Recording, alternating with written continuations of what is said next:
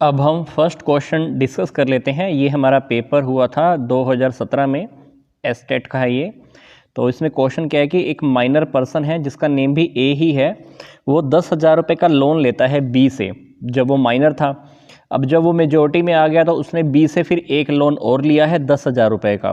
मतलब माइनर था तब तो उसने 10,000 का लोन लिया ही हुआ था, जब वो माइनर नहीं रहा था तब उसने एक लोन 10,000 रुपये का और लोन लिया। तो और बी ने लोन दे भी दिया। लोन देने के बाद ए ने क्या किया, बी को एक प्रोमिसरी नोट दिया है। कितने रुपए का? 20,000 का। मतलब 20,000 रुपीज़ का हमने प्रोमिसरी नोट उससे ले लिया है दोनों के दोनों लोन्स के बदले में। तो हमको ये बताना है कि एक नया कॉन्ट्रैक्ट है, वॉइड एग्रीमेंट है, इलीगल एग्रीमेंट है या वॉइडेबल कॉन्ट्रैक्ट है। तो इस क्वेश्चन का सिंपल सा आंसर है, तो हम इसको कह सकते हैं कि एक नया कॉन्ट्रैक्ट है, न्यू कॉन्ट्रैक्ट हम इसको कह सकते हैं। चलते हैं हमारी नेक्स्ट क्वेश्चन की ओर। The management role approach developed by, ये मैनेजमेंट रोल जो अप्रोच है ये किसने दी है? हमारे पास चारों के चारों पर्सन्स के नेम दिए हुए हैं, बट हम अपना डायरेक्ट आंसर देख लेते हैं, that is C. Next question देखिए, which among the following asset is not depreciated. इसमें से चारों में से कोई एक ऐसी प्रॉपर्टी, एक ऐसी एसेट है जिसके ऊपर डेप्रिसिएशन नहीं लगता है। सिंपल सी बात है, लैंड। लैंड के ऊपर मतलब खाली जो ज़मीन होती है उसके ऊपर डेप्रिसिएशन कभी भी नहीं लगता है। इसके ऊपर मैंने एक शॉर्ट वीडियो भी बनाई हुई है, आप चाहें तो हमारे इसी चैनल पर वो भी देख सकते हैं। नेक्स्ट क्वेश्चन देखिए, which one is an organizational factor of McKinsey's 7S framework. तो इसमें से हमको बताना है, तो ये हमारा जो आंसर इसमें से रहने वाला है वो रहने वाला है हमारा बी, स्ट्रक्चर। नेक्स्ट क्वेश्चन देखते हैं, question number 95। According to the hot stove rule, yes the hot stove rule, ये Douglas McGregor a sound display system is an organisation does not include. इसके अंदर क्या इंक्लूड नहीं होता है? हमारे पास चारों ऑप्शन है, बट हम अपने सीधा डायरेक्ट आंसर की ओर चलते हैं, दैट इज सी, ये इंक्लूड इसमें नहीं होता है। Next question is what is MBO, management by objectives. Management by objectives की अगर हम फुल फॉर्म देखें तो ये बनेगी हमारी, यस इन्होंने MBO का नेम बोला ही हुआ था, मैनेजमेंट ऑब्जेक्टिव, यही हमको बताना था। रियलिटी में MBO क्या है? MBO की फुल फॉर्म क्या है?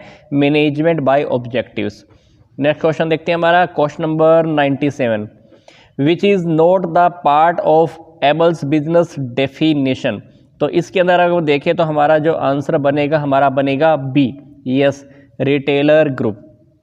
नेक्स्ट क्वेश्चन देखिए, the mean and variance of a normal distribution as 2 and 9 respectively. Find the value of the variable for which probability of its difference from mean is 0.4115।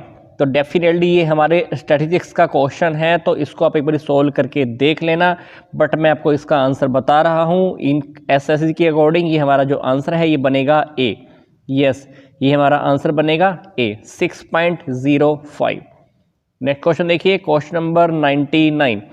5,000 students were appeared in examination. 5,000 बच्चे के examination के अंदर appear हुए हैं। जो mean marks है बच्चों का वो है पड़ा 39.5% with standard deviation 12.5%। Assuming the distribution to be normal, हम डिस्ट्रीब्यूशन को हम नॉर्मल मान के चलते हैं। Find the number of students to record more than the 60% mark. हमको बताने हैं कि वो बच्चे कितने हैं जिन्होंने 60% से ज़्यादा नंबर लिए हैं। Some areas of the standard normal curve are given below. हमारे पास जेड की टेबल और ए की वैल्यूज हमारे पास गिवन है, तो इस क्वेश्चन को भी आप स्टैट के बेस पर सोल्व करके देख लेना एक बारी, बट मैं आपको आंसर यहाँ पे बता रहा हूँ, इसका जो आंसर बनेगा हमारा बी बनेगा, यस। चलते हैं नेक्स्ट क्वेश्चन की ओर। Following information is available, following information available regarding the Karl Pearson coefficient of correlation. हमारे पास कोफिशिएंट ऑफ कोरिलेशन भी गिवन है, R इज इक्वल टू 0.98। हमारे पास ये वैल्यू y के रिगार्डिंग भी दी हुई है, और covariance of x and y दिया हुआ है 60.7। हमको स्टैंडर्ड डेविएशन किसका फाइंड आउट करना है? x का हमको स्टैंडर्ड डेविएशन फाइंड आउट करना है। तो यहाँ पर आप एक फॉर्मूला लगा के देख लेना, कार्ल पियर्सन का फॉर्मूला होता है R is equal to covariance of x and y divided by divided by हमको फॉर्मूला लगवाना होता है समेशन डी एक्स स्क्वायर का under the root summation D Y square under the root, ये पूरा का पूरा फॉर्मूला जो भी हो आप अप्लाई करके देख लेना। अदरवाइज स्टैट का ये चैप्टर है कोरिलेशन का, उसमें आप जाएंगे तो आपको कार्ल पियर्सन के कोफिशिएंट ऑफ कोरिलेशन का फॉर्मूला मिल जाएगा, आप उसके अकॉर्डिंग पुट करके देख लेना तो आपको ये वैल्यू मिल जाएगी। ये वैल्यू किसकी है? ये वैल्यू है स्टैंडर्ड डेविएशन ऑफ एक्स। तो जब आप आंसर देखेंगे तो ये हमारा आएगा 7.70। चलते हैं हमारे नेक्स्ट क्वेश्चन के अंदर। All the properties of order interval in zero origin are simultaneously processed by, तो इसके अंदर अगर हम देखें तो हमारा इसको हम बोलेंगे रेशो स्केल। नेक्स्ट क्वेश्चन क्या है? वो define management is the accomplishment of the result through efforts of other people. तो इसका अगर हम आंसर देखें तो ये हमारा आंसर बनेगा सी। यस, सी बनेगा। तो आगे देखिए, match the item of the list 1 and the list 2 and the choose the correct answer. हमारे पास दो लिस्ट गिवन है, लिस्ट 1 और लिस्ट 2। तो लिस्ट 1 और लिस्ट 2 को आप मैच करके देख लेना। हमारे पास 4 ऑप्शंस दोनों तरफ दिए हुए हैं। कुछ यहाँ पर जब आप आंसर मैच करके देखोगे तो डेफिनेटली आपका आंसर जो बनने वाला है वो बनने वाला है हमारा ए ऑप्शन। क्या बनने वाला है? A option. चलते हैं हमारे नेक्स्ट क्वेश्चन की और क्वेश्चन नंबर 104। एक कंपनी के फिक्स्ड एक्सपेंसेस हैं 90,000 रुपीज़, सेल है 3 लाख रुपए की, प्रॉफिट है 60,000 रुपए का। हमको कैलकुलेट करना है मार्जिन ऑफ सेफ्टी। तो हमारा जो आंसर बनेगा वो हमारा, अगर आप सोल्व करके देखेंगे कॉस्ट अकाउंटिंग के बेस पर, तो डेफिनेटली आंसर बनेगा हमारा ए। यस। नेक्स्ट देखिए, what is national income? National income इसमें से क्या है? एनएनपी एट फैक्टर कॉस्ट, ये इन्होंने आंसर बताया हुआ है, तो देख लेना आप। Question number 106, Shri synthetics limited issued 10,000 10 years 8% debenture of 100 each at a discount of 4%. Under the terms of the debenture trust, these debentures are to be redeemed after 10 years at the 5% premium. ये हमको redeem करने हैं 10 साल के बाद, but 5% premium के साथ। दो जो कॉस्ट ऑफ इशू है, जब हमने डिबेंचर इशू किए हैं तो इसकी कॉस्ट कितनी है? 2% है। एज्यूमिंग कॉर्पोरेट टैक्स एट 50%, आप ये मानकर चलिए कि कॉर्पोरेट टैक्स जो है वो है 50%। हमको बताना है before and after tax cost of debt capital. Debt of capital की बिफोर एंड आफ्टर टैक्स की कॉस्ट क्या आने वाली है। इस क्वेश्चन को भी आप सोल्व करके देख लेना, बट मैं आपको इसका आंसर बता रहा हूँ। आंसर हमारा रहेगा ए, 9.15% एंड 4.575% रिस्पेक्टिवली, क्योंकि इन्होंने दोनों पूछा हुआ था, बिफोर एंड आफ्टर वाला। आगे देखिए हमारा question number 107, the liability of members in a cooperative organisation is. जो कॉर्पोरेटिव ऑर्गेनाइजेशंस होती हैं उसके अंदर जो मेंबर्स होती हैं उनकी जो लायबिलिटी होती है वो कैसी होती है? वो लिमिटेड होती है। C option. नेक्स्ट देखिए, article of association is a contract. Article of association contract है एक कंपनी और इसके मेंबर्स के बीच में। नेक्स्ट देखिए, consider the following leadership style. हमको इसमें से देखना है कि कौन कौन से ये इसमें से लीडरशिप स्टाइल है। टेलिंग, सेलिंग, पार्टिसिपेटिंग और ऑटोक्रेटिक, मोटिवेटिंग, डेलीगेटिंग। तो इसमें से बताना है कि इसमें से हमारे कौन कौन से लीडरशिप स्टाइल हैं। तो इसमें से हमारा जो आंसर बनेगा हमारा बनेगा वो सी। यस, सी। तो सी के अकॉर्डिंग देखें तो हमारा इसमें टेलिंग है, सेलिंग है, पार्टिसिपेटिंग है एंड डेलीगेटिंग है। आगे देखिए हमारा question number 110, the prime objective of international development association is to assist the socio-economic development of poor nations by providing soft loan. Yes, ये हमारा करेक्ट आंसर बनेगा, बट बाकी के क्वेश्चंस, बाकी के इसके ऑप्शंस भी देख लेते हैं। Assist the financial development of the under developed countries by providing hard loan. Hard loan तो हम नहीं देंगे। सी देखिए, assist the financial development of the developed nation. तो डेवलप्ड नेशंस को देने का भी क्या फायदा। डी देखिए, assist the socio economic development of the nations like Japan and China. No no no. तो हमारा डेफिनेटली हमारा जो आंसर बनने वाला है वो हमारा ए बनने वाला है। मतलब हम सॉफ्ट लोन्स प्रोवाइड करते हैं पुअर नेशंस को। चलते हैं अब हम हमारे नेक्स्ट क्वेश्चन की ओर, that is a relatively stable set of characteristics that influence an individual's behaviour is known as, that is personality. Yes, D personality. A theory of motivation that is concerned with the beneficial effects of the intrinsic motivation and the harmful effect of extrinsic motivation is termed as। तो इसमें जो हमारा answer बनना चाहिए वो बनना चाहिए self determination theory.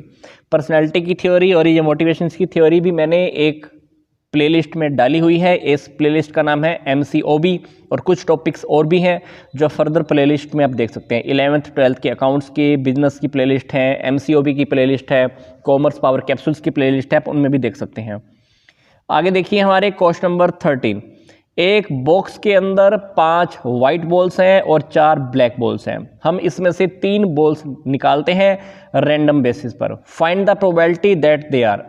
हमको प्रोबेबिलिटी बतानी है कि सारी ब्लैक हैं या सारी वाइट हैं या 2 balls are the white and the 1 is the black. तो इसका आंसर आप प्रोबेबिलिटी के बेस पर आप सोल्व करके एक बार देख लेना, बट मैं आपको आंसर इसका बता देता हूं। आंसर हमारा बनेगा B, yes B. Next question देखते हैं, question number 114। The production of an article should require 120 kg raw material at 6 rupees per kg on completion. मतलब जब हमारा टास्क कंप्लीट हुआ है तो हमको पता लगा कि चाहिए तो था 120 किलो, बट हमारा रॉ मटेरियल जो लगा है वो लगा है 110 किलो 7 रुपए के हिसाब से। लगना कितना चाहिए था 120 किलो 6 रुपए के हिसाब से, लगा कितना 110 किलो लगा, बट कॉस्ट कितनी लग गई 7 रुपए पर किलो के हिसाब से। तो हमको इसमें से बताना है मटेरियल कॉस्ट, हमको बताना है प्राइस और बताना है यूजेस वेरिएंस। इस तरह के क्वेश्चंस हमने पहले भी पीछे वाली वीडियोस में भी सोल्व किए हैं, तो आप थोड़ा सा इसको चेक करके देख लेना, सोल्व करके देख लेना। तो हमारा जो आंसर बनेगा वो मैं आपको बता देता हूं, वो हमारा बनेगा बी, यस बी। नेक्स्ट देखिए, modern limited issued A prospectus for applying 2000 shares. हमारे पास 2000 शेयर्स थे, इसके लिए हमने एप्लीकेशन मंगवाई थी, बट एप्लीकेशन हमको रिसीव हुई हैं 3000 शेयर्स के लिए। तो इसमें से हमने ऐसा लगा लो कि 600 एप्लीकेशंस वालों का तो पैसा लौटा दिया, बाकी के हमने 2400 अप्लाई करने वालों को 2000 शेयर्स दे दिए हैं। यस तो मतलब हमारे पास शेयर्स हैं 2000, फॉर्म आ गए हमारे पास 3000 के लिए। हमने क्या किया 600 लोगों को तो पैसा रिटर्न कर दिया, बाकी के जो इन्होंने 2400 शेयर्स के लिए अप्लाई किया था उनको हमने 2000 शेयर्स दे दिए हैं। अब हमको ये देखना है कि एक पर्सन है जिसको 40 शेयर्स अलॉट हुए हैं। हमको ये बताना है कि जिसको 40 शेयर्स अलॉट हुए हैं उसने कितने शेयर्स के लिए अप्लाई किया होगा। तो इस क्वेश्चन को अगर आप सोल्व करके देखेंगे तो ऐसे आने वाला है। तो 2000 शेयर्स हमने अलॉट किए हैं कितने लोगों को, जिन्होंने 2400 एप्लीकेशन लगाई हैं। तो जिस पर्सन को मैंने 40 शेयर्स अलॉट किए हैं तो उसने कितने के लिए अप्लाई किया होगा। मैथमेटिकल फॉर्मूलेशन करके देख लेना, 2400 डिवाइडेड बाई 2000 मल्टीप्लाई 40। तो उसने विवेक ने अप्लाई किया होगा 48 शेयर्स के लिए। यस सिंपल सी मैथमेटिकल इक्वेशन लगाई है, जिनको हमने 2000 शेयर्स दिए हैं उन्होंने अप्लाई किया था 2400 के लिए, जिसको हमने 40 शेयर्स अलॉट किए हैं उसने कितने के लिए अप्लाई किया होगा। इस इक्वेशन को सोल्व करके देख लेना तो आपको पता चल जाएगा कि उसने अप्लाई किया है 48 शेयर्स के लिए।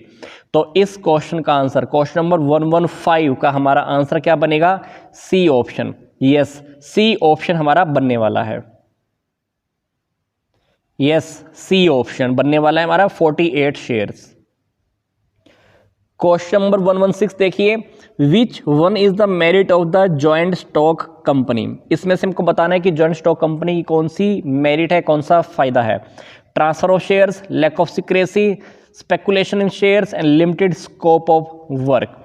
तो इसका आंसर सिंपल सा आने वाला है कि जॉइंट स्टॉक कंपनी के जब भी हम शेयर्स लेते हैं या देते हैं तो उसका जॉइंट स्टॉक कंपनी का क्या मेरिट है, तो ट्रांसफर ऑफ शेयर्स हमारा आंसर होगा। आगे देखिए question number 117, the Graicunas theories of span of control was proposed by. जो हमारे पास ये जो थ्योरी है ये किसने दिए है, ठीक है। तो इसमें हमको बताना है, तो हमारा पूरा का पूरा नेम इसका बनेगा, इस थ्योरी होल्डर का VA है ना। ग्रेसनियस इसका कंप्लीट नेम एक बार अच्छे से देख लेना, हो सकता है कि मैं भी अच्छे से नहीं बोल पा रहा हूं, but it's okay. Question number next देखते हैं, question number 118, in which year the Indian partnership act was enacted. तो हमारा जो इसका आंसर बनेगा वो बनेगा 1932।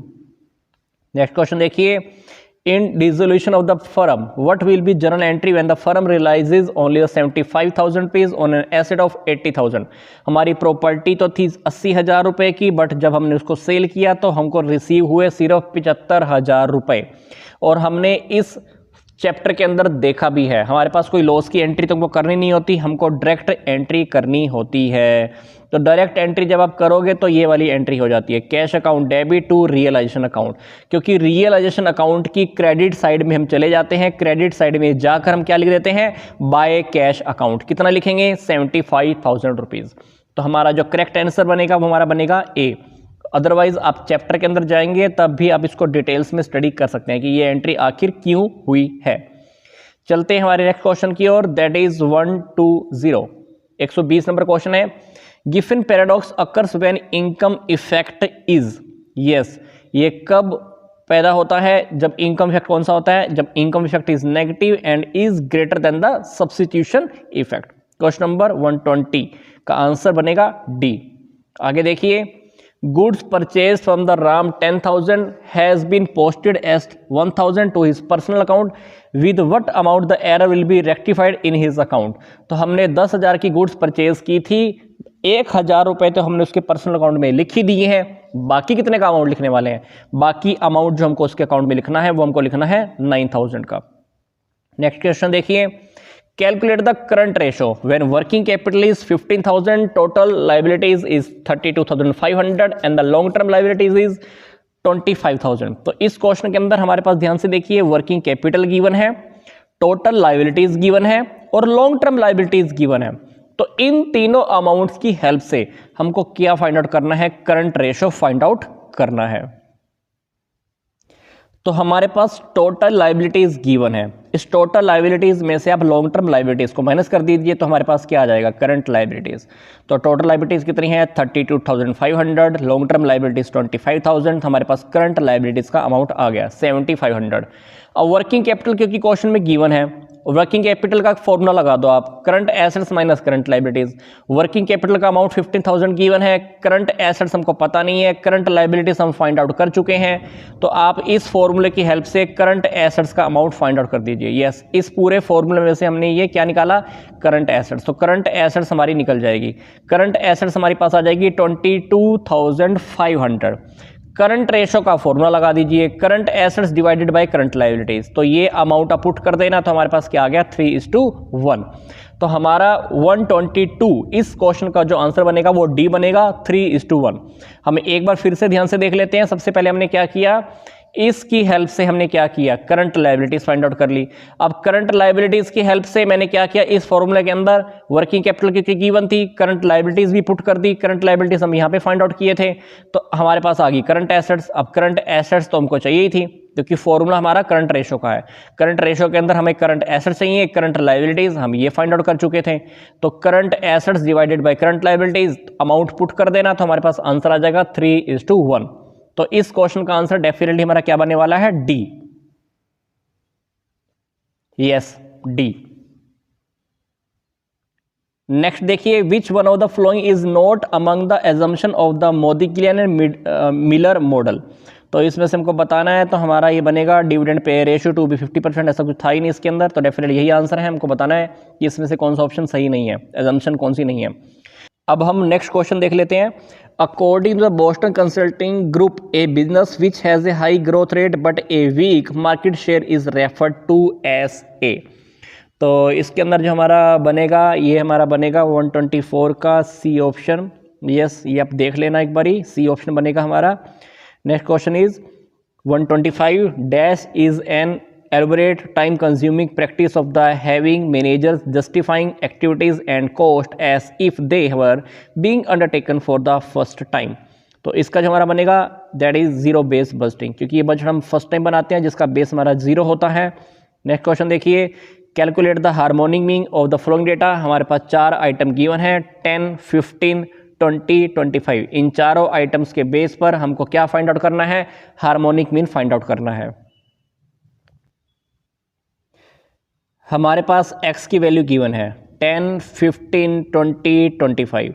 हमने क्या किया, x का रेसिप्रोकल कर लिया, तो 10 को हमने क्या लिख दिया, 1 डिवाइडेड बाय 10, 15 को ये भी 20 को देखिए 1 डिवाइडेड बाई 120, और 25 को भी हमने क्या लिख दिया 1 डिवाइडेड बाई 25, और ये वाली जो पूरी की पूरी सीरीज थी इसका मैंने टोटल कर दिया, तो मैंने पॉइंट्स में ही सीधा लिख दिया है 0.256।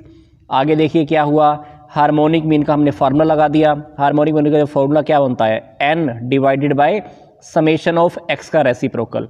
मतलब ये वाली आइटम को हम क्या कह सकते हैं, ये इस सीरीज़ का टोटल है ये। तो ये हमने यहाँ पर पुट कर दीजिए। टोटल नंबर ऑफ आइटम कितनी थी हमारे पास 4, क्योंकि हमारे पास कितनी आइटम थी 10, 15, 20, 25, total 4 item. 4 items divided by ये वाला आप यहाँ पर पुट कर दीजिए, तो हमारे पास आंसर आ जाएगा 15.6 या 15.5 आएगा अप्रोक्सीमेटली। तो इस क्वेश्चन के अकॉर्डिंग जो हमारा आंसर बनने वाला है वो हमारा बी बनने वाला है। तो हार्मोनिक मीन का हमने यहाँ पे क्या किया है, हार्मोनिक मीन का हमने सिंपल सा यहाँ पर फॉर्मूला पुट किया, आउटफिट किया, और हमारे पास आंसर आ गया 15.6। तो हमारा आंसर होगा बी।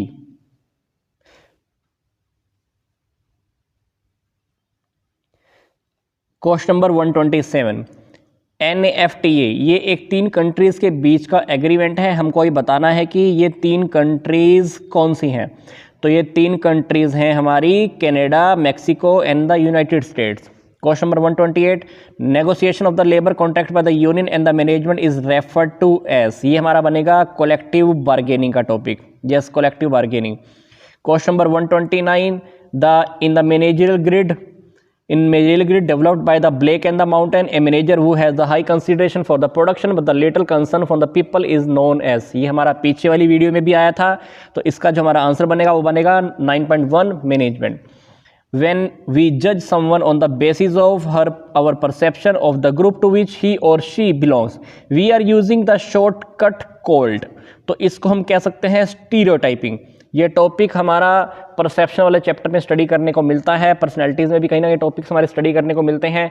तो ये MCOB के नेम से एक पूरी प्लेलिस्ट है, तो उस प्लेलिस्ट के अंदर आप इस टाइप के टॉपिक्स को डीपली स्टडी कर सकते हैं।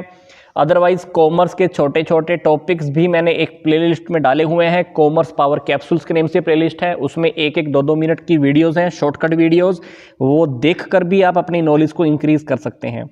चलते हैं हमारे नेक्स्ट क्वेश्चन की ओर, that is question number 131। The term capital structure implies, capital structure को अगर हम देखें तो ये हमारा आंसर बनेगा हमारा A, share capital plus reserve plus long term debts. चलते हैं नेक्स्ट क्वेश्चन की ओर। Wages rate 30 rupees per hour, standard time है 6 आवर्स, एक्चुअल टाइम जो उन्होंने लिया है वो 4 घंटे का है।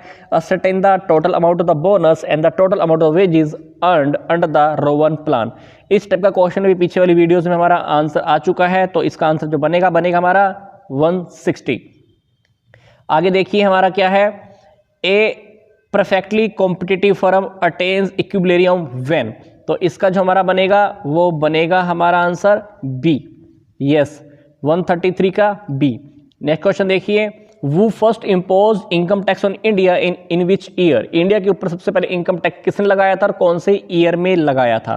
तो इसका जो हमारा आंसर बनेगा वो हमारा बनेगा बी।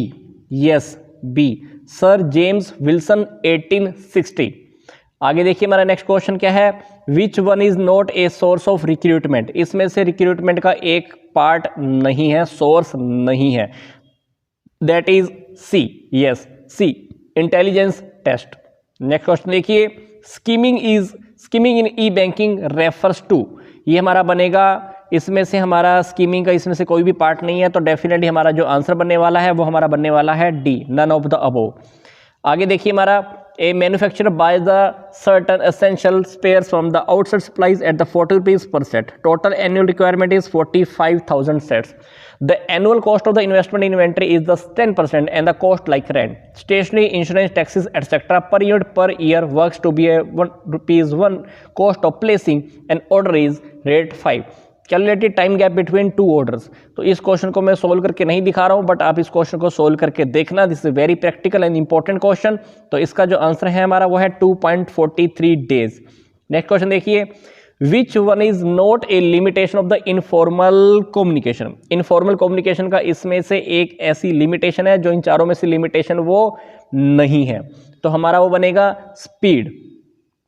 आगे देखिए हमारा, identifying the one from the following which is not a type of de-equilibrium on the balance of payment of a country। तो इसमें जो हमारा बनेगा 139 का वो हमारा बनेगा डी। Yes, D.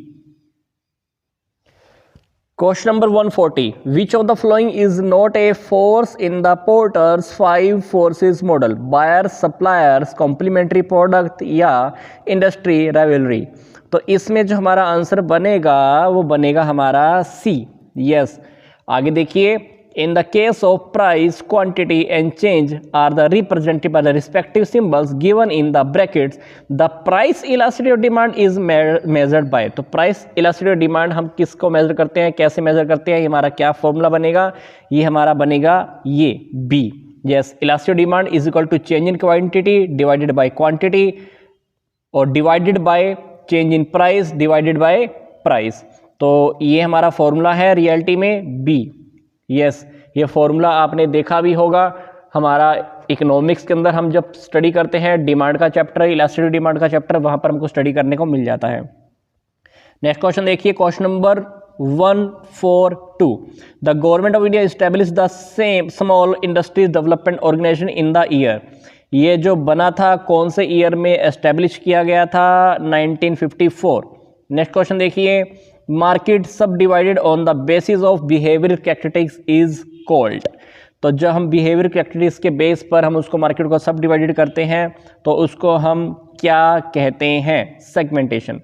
आगे देखिए, if a bill is accepted on 23 November 2016 for the 2 months, what will be the due date for the payment of the bill. इस टाइप का क्वेश्चन भी हमारा बिल्कुल सेम डिटो पहले भी आ चुका है, तब भी हमारा आंसर यही था, सी। आगे देखिए, which one is a principle of the Henry fuel. इसमें से बताना है कि हेनरी फ्यूल का कौन सा प्रिंसिपल इसमें है, बाकी के तो नहीं है, एक है। तो इसमें हमारा जो बनेगा वो बनेगा principle of division of work. Yes, Henry fuel के 14 प्रिंसिपल्स में से जो फर्स्ट प्रिंसिपल जो आता है वो डिवीजन ऑफ वर्क का ही आता है, बाकी के तो 3 प्रिंसिपल नहीं है। ये इन्होंने पॉइंट इन्होंने ऐसे ही जानबूझकर बना के दे रखे हैं, principle of planning, principle of motivation, principle control. तो रियलिटी में जो हेनरी फ्यूल का इन चारों प्रिंसिपल से एक प्रिंसिपल है वो है principle of division of work. और आपको बता देता हूँ हेनरी फ्यूल के टोटल कितने प्रिंसिपल हैं, 14 प्रिंसिपल हैं। मैनेजमेंट के उन्होंने 14 प्रिंसिपल दिए हैं। आगे देखिए हमारा question number 146, in a firm A and B shares profit in the ratio 4:2, 3 admits C for the 2/7 share in the firm, C takes his share equally from the A and B, what will be the new profit sharing ratio between the partner। इस type का क्वेश्चन भी हम पहले से भी देख चुके हैं, तो आंसर हमारा बनेगा इसमें D. Yes, D. Next question देखिए, the EXIM bank of India was set up in the year. तो एक्सिम बैंक इंडिया में सेटअप किया गया था, ये कौन से ईयर में सेटअप किया गया है, तो इसका आंसर बनेगा डी। नेक्स्ट है, what type of accounts are involve in the transaction purchased furniture for cash. तो इसके अंदर हम कौन कौन सा परचेज फर्नीचर फॉर कैश, तो इसके अंदर कौन कौन से अकाउंट आने वाले हैं आपसे पूछ रहा है। जब हमने कोई फर्नीचर परचेज किया है कैश में, तो फर्नीचर सिंपल सी बात है हमारा एक टेंजिबल रियल के अंदर आएगा, और कैश भी देखा जाए तो रियल में आएगा। तो दोनों के दोनों आंसर हमारे रियल अकाउंट्स के हैं। यस, रियल अकाउंट्स के आंसर हैं ये। आगे देखिए हमारा financial leverage is measured by. Financial lever को हम कैसे मेजर करते हैं, आंसर देगा हमारा बी। आगे देखिए, विच of the following is A correct match. इसमें से हमको बताना है कि जो हमारा करेक्ट मैच कौन सा है। तो इसको अगर आप ध्यान से देखेंगे, इसका क्वेश्चन मैं आपको नहीं बताने वाला हूं, तो जल्दी से आप देख लीजिए, जल्दी से इस क्वेश्चन को देख लीजिए, हमारा करेक्ट मैच कौन सा बनेगा। आप जो भी इसका आंसर हो आप कमेंट बॉक्स में लिखिएगा, बी या सी में से कोई एक करेक्ट आंसर है। तो इस लास्ट क्वेश्चन का आंसर मैं डेफिनेटली आपको नहीं बताने वाला हूं। तब तक आप वीडियोस को लाइक कीजिए, शेयर कीजिए, चैनल को सब्सक्राइब भी जरूर कीजिए।